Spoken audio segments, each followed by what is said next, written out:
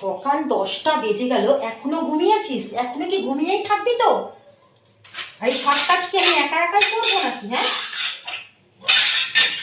তোদের একটু কারো কেয়ার নেই, বুঝেছিস তো? তোরা ঘুমিয়েই থাক।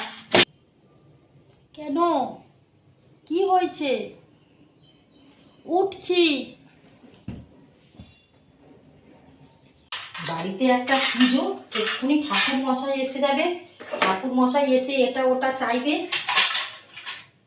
ভাল লাগে না। ছুটির দিনে খালি ওট আর ওট, একটু ঘুমাতে দেবে না।